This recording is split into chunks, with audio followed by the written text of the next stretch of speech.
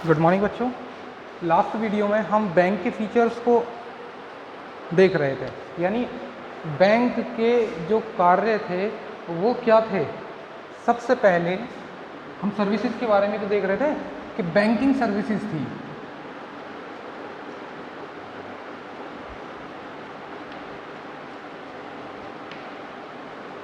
ठीक है, उस बैंकिंग सर्विसेज में सबसे पहला था एक्सेप्टिंग डिपॉजिट।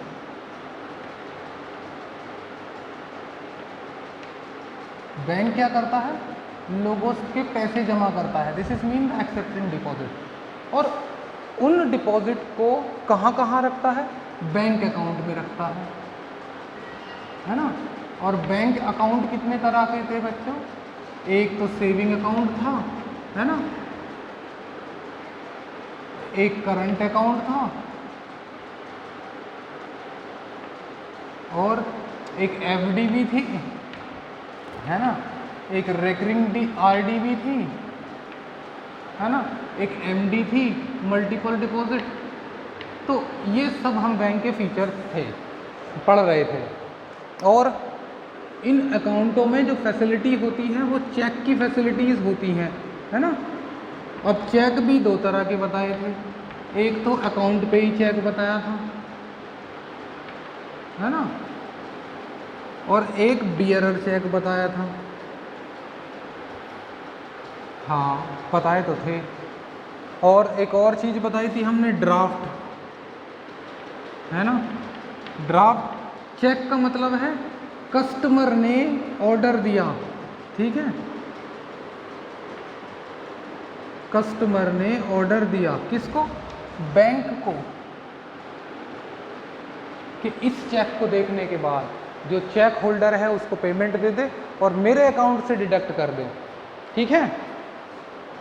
ड्राफ्ट का मतलब था बैंक ने ऑर्डर दिया किसको, बैंक को, कि इस ड्राफ्ट को देने के बाद, इस ड्राफ्ट को देखने के बाद, एक बैंक ने दूसरे बैंक को ऑर्डर दिया कि इस ड्राफ्ट को देखने के बाद जो भी इस ड्राफ्ट होल्डर है, इस ड्राफ्ट को होल्ड करता है ना, यानी जिसका भी नाम इस ड्राफ्ट पर है उसके अकाउंट में पैसे प्लस कर दो।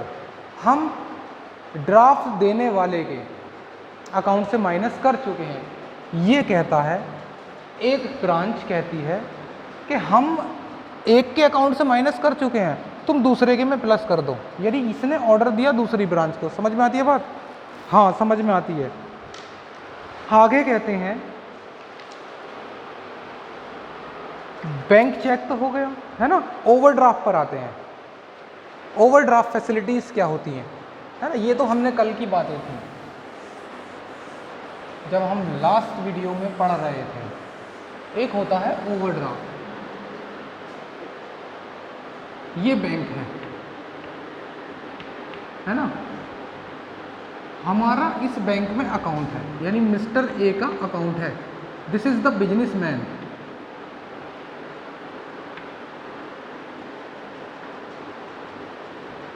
और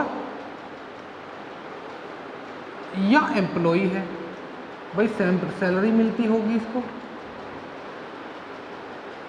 ठीक है। अब मैं खाली सिर्फ बिजनेसमैन की बात कर रहा हूँ। इसका अगर अकाउंट है यहाँ पर इस बैंक में, ठीक है, तो बैंक क्या कहता है, ये बिजनेसमैन कौन सा अकाउंट ओपन करेगा यहाँ पर, करंट अकाउंट, क्योंकि सेविंग अकाउंट तो इंडिविजुअल ओपन करता है ना। ये लो करंट अकाउंट ओपन कर रखा है। अब ये रोज़ पैसे इसमें जमा कराता है, कस्टमर भी डिपॉजिट करते हैं इसके अकाउंट में, और ये विड्रॉ भी करता रहता है ना। तो क्या होता है कि कभी पैसा माइनस होगा, कभी प्लस होगा, कभी माइनस होगा, कभी प्लस होगा, है ना। तो बैंक कहता है कि अगर तुम्हारे अकाउंट में, बैंक कहता है कि हम तुम्हें एक फैसिलिटी देते हैं, क्यों, क्योंकि तुम हमारे ऐसे कस्टमर हो जो हमारे अकाउंट में पैसे को करंट में रखते हो, आता जाता रहता है, रेगुलरली रहता है ना। तो बैंक कहता है कि मैं अपने बिजनेसमैन को एक बेनिफिट देता हूँ। क्या बेनिफिट, कि अगर तुम्हारे अकाउंट में 10,000 रुपये प्लस में पड़े हुए हैं, तो तुम चाहो तो 10,000 भी निकाल लेना और एक्सेस माइनस में निकाल सकते हो, है ना। यहाँ क्या होगा, ये मैं एक स्केल बना देता हूँ, ये एक स्केल है और यहाँ तक ये जो सेक्शन है पीछे वाला ये माइनस की तरफ को जाता है ना, इधर माइनस वाली साइड है।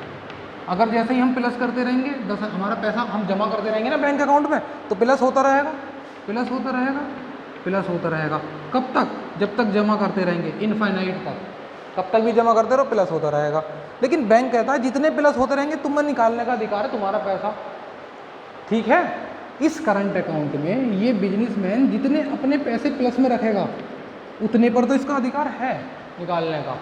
लेकिन बैंक कहता है एक काम करो, मैं तुम्हें माइनस में भी निकालने का अधिकार देता हूँ। कितने?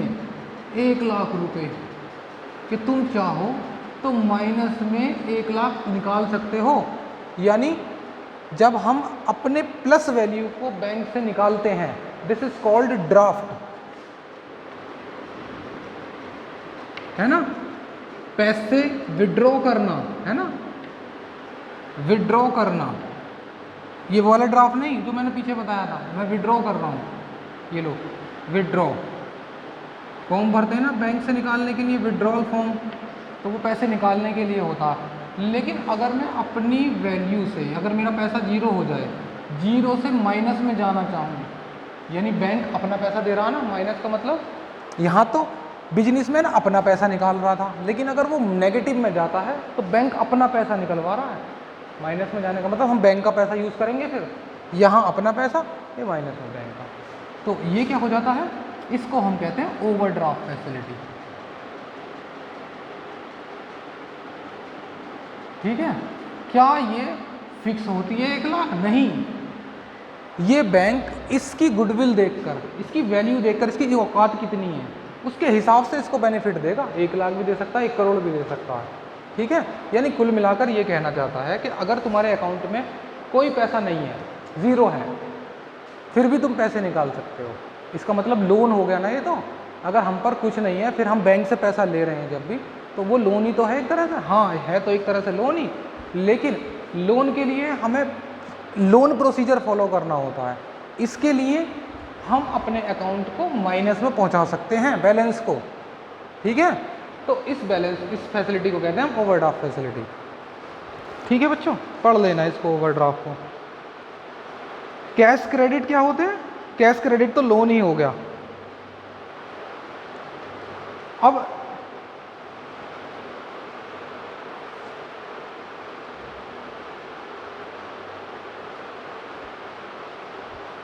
देखो कैश क्रेडिट भी इसकी तरह ही होता है कुछ, है ना। उसको कहते हैं लिमिट बना देना, कि तुम्हारी लिमिट कितनी है। जैसे मैं इसको ही कहने लगूं कि ये तो करंट अकाउंट का केस था जो हमारा ओवरड्राफ्ट था। पढ़ो देखो ओवरड्राफ्ट क्या था। Under this agreement a customer having a current account, यानी जिसके पास करंट अकाउंट है, is allowed to withdraw more than balance, यानी अपने बैलेंस से ज़्यादा निकाल सकता है। He can overdrew up to the specific limit, है ना, फॉर एग्रीड पीरियड। कितने समय के लिए? Agreed period. बैंक कहेगा कि ये ऐसा नहीं है कि तुम माइनस में ही रखो बैलेंस, टाइम है, इतने टाइम बाद फिर पैसे डाल देना जब हो जाए तुम्हारे पास, विद इंटरेस्ट। बैंक को क्या फ़ायदा हुआ ऐसा करने का? इंटरेस्ट लेगा भाई, वो अपना पैसा यूज़ करने के लिए दे रहा तो इंटरेस्ट लेगा नहीं लेगा। अब क्रेडिट, कैश क्रेडिट होता है, वो जरूरी नहीं है करंट अकाउंट, वो सेविंग अकाउंट पर ही होगा, है ना। तो क्या कहता है, under this agreement borrowed is allowed to withdraw up to the certain limit, जिसे लिमिट भी कहते हैं। यानी अब करंट अकाउंट की बात नहीं हो रही, अब सेविंग अकाउंट की बात हो रही है। तो हमें फैसिलिटी दे दी, लिमिट कहते हैं जिसे, ठीक है। शॉर्ट टर्म, मीडियम या लॉन्ग टर्म लोन। अगर हम लोन लेते हैं कुछ समय के लिए बैंक से, लोन प्रोसीजर के थ्रू, ये भी लोन ही था लेकिन इसका तरीका अलग था, पर मतलब कुल मिलाकर बैंक अपना पैसा कस्टमर को दे रहा है यूज़ करने के लिए। अपना क्या, किसी और का जमा करा हुआ पैसा दूसरे को दे रहा है कुल मिलाकर, है ना। किसी और ने जमा करा तो बैंक उसके लिए लाइबिलिटी है, बैंक के लिए वो लाइबिलिटी होगी ना, ये एसेट बन जाएगी क्योंकि इसको दे रहा है ए को। तो देने के तरीके कैसे हो गए, इस तरह से दे दे या लोन प्रोसीजर की तरह से दे दे। लोन प्रोसीजर में मॉर्गेज लोन होता है ना, यानी अनएनकम्बरेंस सिक्योरिटीज मॉर्गेज करनी होती हैं। या एक्म्बरेंस सिक्योरिटी मॉर्गेज करनी होती है। यानी लोन लेने के कुल मिलाकर दो तरीके, कौन से? या तो कुछ चीज़ गिरवी रखनी पड़ती है हमें, या बिना गिरवी के रखे दे देता लोन, है ना। बिना गिरवी के लोन ज़्यादा नहीं देता, लिमिट तक ही देता है, 1 लाख लगभग हम मानकर चल रहे हैं कि मोस्टली 1 लाख ही होते हैं। तो 1 लाख बिना गिरवी के हम ले सकते हैं। जैसे बेरोजगारों को मिल जाता है कभी कभी कि उन्हें पैसे की ज़रूरत होती है बिजनेस करने के लिए, बैंक लोन दे देता है प्रधानमंत्री रोजगार योजना के तहत। तो वो क्या है? वो लोन है बिना किसी गिरवी रखी हुई संपत्ति के। लेकिन अगर बैंक कहे कि अपनी प्रॉपर्टी गिरवी रखो, लोन चाहिए, हाँ मिलेगा। कस्टमर गया बैंक के पास, लोन चाहिए, मिलेगा। कुछ गारंटी तो लाओ, सिक्योरिटी तो लेकर आओ जो तुम लौटा दोगे। बैंक कह रहा है अपने कस्टमर से कुछ गारंटी तो लेकर आओ कि तुम वापस भी देने आओगे, और अगर नहीं आए तो वो कहता सब गारंटी है, मैं बोल रहा हूँ देकर आऊँगा। अगर नहीं आए तो हम क्या करेंगे? हाँ नहीं आए तो ये लो हमारी ज़मीन के कागज़, इसे गिरवी रख लो अपने पास। अगर नहीं आऊँ तो इसको बेचकर अपना लोन रिकवर कर लेना। हाँ ये बात आती है, ठीक है ना। तो लोन फैसिलिटी भी होती है। अब ये तो थे हमारे वो सर्विसेज जो बैंक हमें प्रोवाइड कराता है। अब ये देखो कि डिजिटल पेमेंट क्या है। आजकल डिजिटल पेमेंट का दौर चल रहा है बहुत ज़्यादा, है ना। तो डिजिटल पेमेंट की हम बातें करेंगे।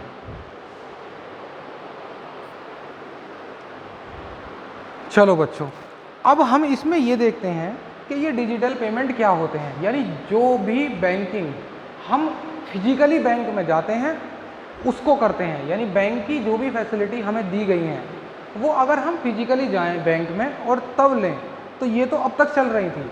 लेकिन अगर हमें वहाँ जाना ही ना पड़े और हमें फैसिलिटी भी मिल जाए through the internet banking system, यानी ऑनलाइन बेसिस, हम ऑनलाइन फैसिलिटीज़ यूज़ करेंगे। अब इनको हम डिजिटल बैंकिंग कह रहे हैं। जैसे हम पेटीएम से पेमेंट कर देते हैं, होता है ना डिजिटल, तो कुछ बैंक अपनी ऐप बना कर देते हैं जिसके थ्रू हम उनकी ऐपों को यूज़ करके वो सर्विसेज यूज़ कर सकते हैं जो बैंकों ने हमें दी गई हैं, है ना।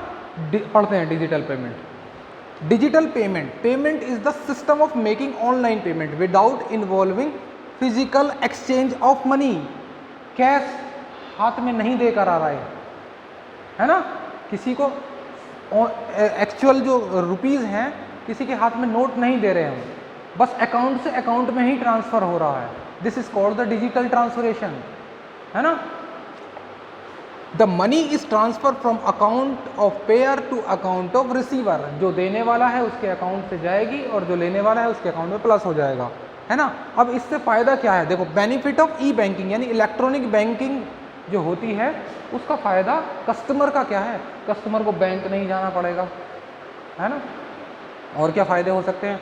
हाँ, टाइम बच जाएगा, उसका टाइम बच जाएगा वहाँ से वहाँ तक ट्रेवल करने की। अभी तो हम स्मॉल सिटी में रहते हैं, लेकिन अगर बड़ी सिटी की बात करें दिल्ली की, तो एक बिजनेसमैन को अपना बिजनेस छोड़कर बैंक में जाना पड़ेगा और वहाँ से ट्रेवल भी करना होता है। टाइम बचा प्लस ट्रेवलिंग एक्सपेंस बचे, तो बहुत ज़्यादा बेनिफिट है। दूसरी बात, बैंक जो ओपन होते हैं 10 से 4 बजे तक होते हैं कस्टमरों के लिए, लेकिन हम तो डिजिटल पेमेंट कभी भी कर सकते हैं 24/7, 24/7, 24 घंटे 7 दिन, वीकेंड, है ना। देखो, digital payment and transparency with the banking there is a possibility of digital payment is promote transparency in the financial statement. Transparency का मतलब क्या है? यहाँ पर मैंने किसी को कुछ गुड्स खरीदा, है ना, पेमेंट कर दिया, किसी को नहीं पता, गवर्नमेंट को भी नहीं पता, है ना। जब खरीदूंगा तो पेमेंट भी करूंगा, और जब पेमेंट करूंगा तो ये प्रूफ भी ला कर दूंगा कि वो पेमेंट करने के लिए पैसा कहाँ से आया। और अगर प्रूफ करा तो गवर्नमेंट मुझसे टैक्स मांगेगी कि तुमने इनकम कमाई है। अच्छा, हाँ मैंने इनकम कमाई थी, वो पैसा वहाँ से आया था मेरे पास। तो गवर्नमेंट कहेगी लाओ भाई टैक्स। मैंने किस बात का? इनकम कमाई है तुमने, टैक्स। तो मैंने क्या करा? पेमेंट कर दिया, लेकिन गवर्नमेंट को नहीं पता लगने दिया। किसको पता? चुपचाप जाकर पेमेंट कर दो। लेकिन इलेक्ट्रॉनिक सिस्टम से तो हमें पता लग ही जाएगा गवर्नमेंट को कि हमने पेमेंट किया है, ठीक है। तो ये क्या है? ट्रांसपेरेंसी पारदर्शिता, क्लियरिक, सब कुछ क्लियर है, कुछ नहीं छुपा सकते इलेक्ट्रॉनिक सिस्टम से। यानी आज की गवर्नमेंट जो डिजिटलाइजेशन का नारा लगा रही है वो इसीलिए लगा रही है ताकि कोई भी लोग अपनी बातों को छुपा ना सकें पैसे के संबंध में। यानी अगर छुपाएंगे नहीं तो सारी बातें गवर्नमेंट को पता होगी, सब कुछ उसकी नज़रों में होगा, है ना। ब्लैकिंग सिस्टम कुछ नहीं होगा। चलो पढ़ो। 24/7 सर्विस, यानी 24 घंटे 365 दिन रहते हैं, 7 दिन। कन्वेंस क्या होते हैं? आने जाने का किराया। ये क्या था? Customer can make the sum of permitted transaction from office और हाउस, यानी घर से कर सकते हैं। Financial discipline, e banking included a sense of financial discipline by recording each and every transaction. यानी क्या करते हैं? जब भी हम ट्रांसफ़र करते हैं पेमेंट, तो ट्रांसफ़र करते समय कभी कभी डिफ़ॉल्ट हो जाता है उसमें, है ना। बाय नेटवर्किंग सिस्टम पेमेंट हमारे यहाँ से डिडक्ट हो जाता है और वहाँ नहीं पहुँच पाता जहाँ हम जाना चाहते हैं। तो उसमें क्या करता है, एक रूल्स होता है कि वो रिफ़ंड आएगा, उसमें देरी नहीं होगी, है ना, उसमें कोई फ्रॉड नहीं है। कभी कभी हम ATM पर जाते हैं और हमारे ATM से पैसे डिडक्ट हो जाते हैं तो वो देता नहीं है निकल कर, तो वो वापस आ जाते हैं ना। तो ये कह रहे हैं कि फाइनेंशियल डिसिप्लिन हम यूज़ कर रहे हैं यहाँ पर, यानी कोई डिसिप्लिन ब्रेक नहीं है। E banking include a sense of financial discipline by recording each and every transaction, और रिकॉर्ड करते समय उन ट्रांजेक्शन्स को बिल्कुल सिस्टम रहेगा, यानी कोई भी रिकॉर्डिंग मिस नहीं होगी, एंट्री करते समय कोई भी मिस एंट्री नहीं होगी। अनलिमिटेड एक्सेस, है ना। E banking lead to greater customer satisfaction by offering unlimited access to bank not limited by wall of the branch, यानी कोई लिमिट नहीं है। लेस रिस्क, रिस्क कम है चोरी होने का।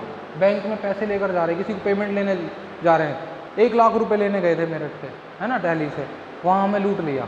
तो यहाँ तो लूटने का डर नहीं है, सीधा अकाउंट से अकाउंट ट्रांसफ़र, कोई रिस्क नहीं। बैंकों के लिए क्या फ़ायदे हैं बच्चों? कम्पिटिटिव एडवांटेज, है ना, competitive advantage. E banking provide the competitive advantage to bank, यानी ये क्या करते हैं कि बैंक से बैंक का कंपटीशन भी होता है, तो यहाँ पर बैंकों को बहुत सारे बेनिफिट्स मिल रहे हैं कि उनको एक्स्ट्रा वर्क नहीं करना पड़ता। यानी वो चाहें, अगर हम फिजिकली जाकर बैंक में खड़े हो जाएं तो वो लगभग 2-4 हज़ार कस्टमर को ही हैंडल कर पाएंगे दिन में, लेकिन अगर हम नेट से करें तो वो लाखों कस्टमर को हैंडल कर सकते हैं। यानी कितने भी कस्टमर आ जाएं, वो अपने कस्टमरों को ज़्यादा हैंडल करेंगे, ज़्यादा इनकम कमा सकते हैं, यानी हैंडलेशन जो होता है वो ज़्यादा होगा। Unlimited network, e banking provide the unlimited network, तो ये भी यही है, कितने भी कस्टमर हों, and not limit to the number of branches, कितनी भी ब्रांच हों। Any PC connect to the moderate, यानी जितने भी मोबाइल, अब ब्रांचेस कैसे होंगी? अब तो मोबाइल की ब्रांच, मतलब बैंक की ब्रांच है वो तो हमारे मोबाइलों में होती है। अगर हम इंटरनेट फैसिलिटी ले रहे हैं तो अनलिमिटेड ब्रांचेस खुल जाती हैं। अगर हम फिजिकल ब्रांच खोलें तो एक्सपेंस बेयर करना होता है, लेकिन यहाँ तो सिर्फ एक ऐप से ही काम चल जाता है। देखो, reducing A loan on branch, load on branch, यानी ब्रांच पर लोड कम होता है।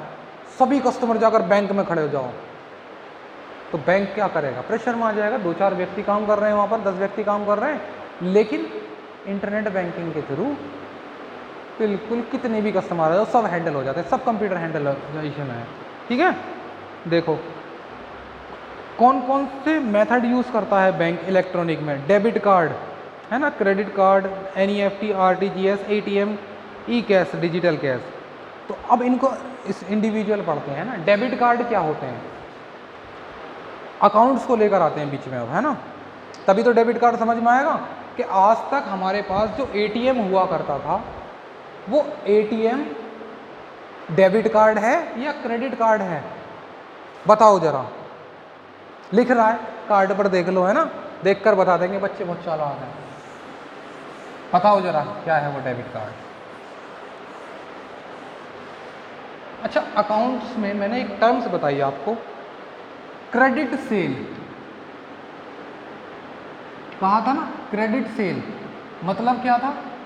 उधार की सेल, है ना।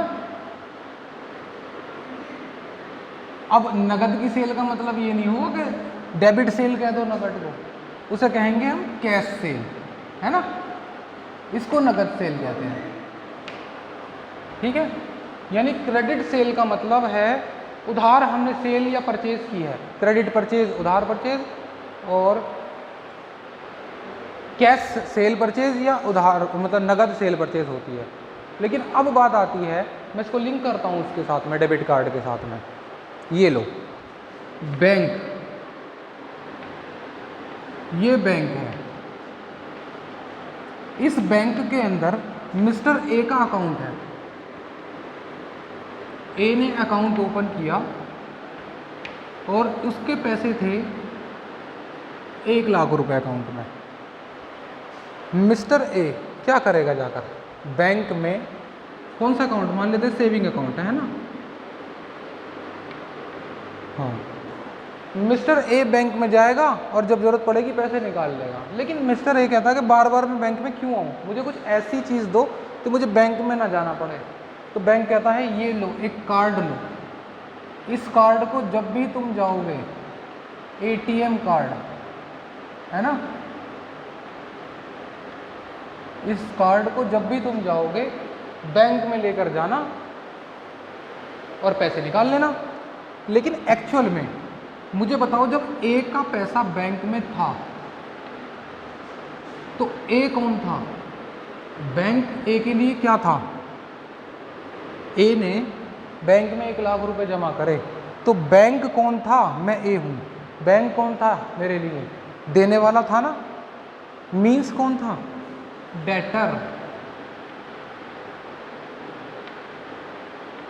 है ना। और ये कौन था बैंक के लिए, क्रेडिटर यानी लेने वाला, क्योंकि पैसा लेगा ये इससे जाकर। समझ में आती है बात। अब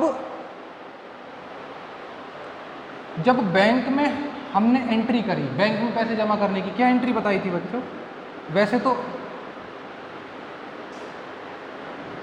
नॉर्मली जब जनरल एंट्री सीखेंगे तो और अच्छा समझ में आ जाएगा ये वाला टॉपिक, है ना।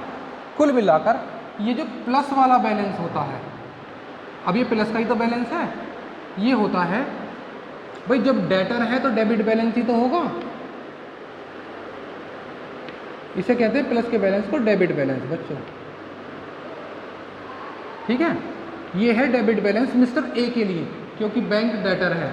और अगर माइनस का बैलेंस होता, ये लो मैंने मिस्टर बी को भी ले लिया यहाँ पर, मिस्टर बी का माइनस में बैलेंस है यानी 0 है, तो वो कहाँ जाएगा, माइनस की तरफ जाएगा, है ना। तो उसको क्या करना होगा, क्रेडिट करना होगा अपने अकाउंट को। जब माइनस में करेगा तो कौन बन जाएगा, बैंक किसका, लेने वाला। भाई माइनस में तो तभी होगा जब बैंक इसको पैसे दे देगा, है ना। इसने इसको क्रेडिट फैसिलिटी दी, कौन सी वाली, अभी बताई थी मैंने, माइनस में जाने वाला लिमिट फैसिलिटी, ठीक है, जो अभी पढ़ी थी हमने। मिस्टर बी एक बिजनेसमैन है, इसको दे दी इसने फैसिलिटी ये। और ये बिजनेसमैन के साथ में एम्प्लॉइयों को भी दी जाती है, जो सर्विस सेक्टर में जिनकी जॉब होती है, नौकरी होती है, उनको भी दी जाती है कि तुम चाहो तो अपने अकाउंट से माइनस में पैसे निकाल लेना। ये कहेगा कि क्या मैं माइनस में निकालने के लिए बैंक आऊं, नहीं, बैंक कह रहा है कि जरूरी नहीं है, ये लो एक कार्ड, एटीएम कार्ड, इससे जब चाहो तुम अपने अकाउंट को माइनस कर सकते हो, यानी नेगेटिव में जाओगे तो क्या करोगे, क्रेडिट करोगे अपने अकाउंट को, माइनस में जाने के लिए क्रेडिटर बनता चला जाएगा बैंक इनका। समझ रहे हो ना, जितना बैंक इसके अकाउंट को माइनस में पहुंचाता जाएगा, भाई जितने ये पैसे निकालता जाएगा माइनस में, तो बैंक इसके लिए क्या बनता जाएगा, क्रेडिटर बनता जाएगा ना, इसको पैसे देता जाएगा। और क्या बनता जाएगा इसके लिए, लेने वाला, क्रेडिटर्स बनता जाएगा। तो जब इसने ये एटीएम कार्ड दिया इसको, किस बात के लिए, अपने बैलेंस को क्रेडिट साइड में पहुंचाने के लिए, यानी नेगेटिव साइड में पहुंचाने के लिए, this is called the ATM यानी क्रेडिट कार्ड। और इसका तो पॉजिटिव बैलेंस था, मैं इसको अलग रखता हूँ, ये लो, इसका तो पॉजिटिव बैलेंस था, कौन है बैंक इसका, डेटर, तो इसके डेबिट बैलेंस के लिए, डेटर तभी तो होगा जब डेबिट बैलेंस होगा, ये लो, क्यों, मैं कर देता हूँ entry, bank account debit to cash, ये होती है। जिन बच्चों ने सीख रखी है एंट्री वो समझ जाएंगे इसको, जनरल एंट्री जिन्होंने सीख रखी है, तो डेबिट ही तो हुआ बैंक अकाउंट। तो जब डेबिट बैलेंस के लिए, जब बैंक अकाउंट डेबिट हुआ है तो बैलेंस भी डेबिट ही है, ठीक है। तो जब डेबिट बैलेंस के लिए बैंक एक कार्ड दे उसको हम कहते हैं डेबिट कार्ड। ठीक है, जब तुम्हारे बैंक में डेबिट बैलेंस है और उसको पैसे को निकालने के लिए एटीएम फैसिलिटी दे तो वो कहते हैं डेबिट कार्ड। लेकिन अगर तुमने बैंक से एक्सेस पैसा निकाला यानी cash account debit to bank, तो यहाँ पर बैंक हुआ क्रेडिट नेगेटिव बैलेंस के लिए। तो बैंक ने क्रेडिट में यानी माइनस में पैसे निकालने के लिए एक एटीएम कार्ड दिया, this is called the credit card. दो तरह के कार्ड होते हैं, जब हमारे अकाउंट में पैसा होता है उस पैसे को निकालने के लिए जो हमें कार्ड मिलता है वो होता है डेबिट कार्ड, है ना। और दूसरा, जब हमारे अकाउंट में पैसा ही नहीं है तो हम अपने अकाउंट को माइनस में पैसा निकालना चाहते हैं, उस पैसे को निकालने के लिए यानी नेगेटिव बैलेंस को निकालने के लिए जो बैंक ने हमें कार्ड दिया है, this is called credit card. तो बच्चों जनरली हमारे पास कौन सा कार्ड होता है? डेबिट कार्ड होता है, समझ गए ना। बस इतना ही करेंगे इस वीडियो में, डिस्कस करेंगे बाकी चीज़ें नेक्स्ट वीडियो में।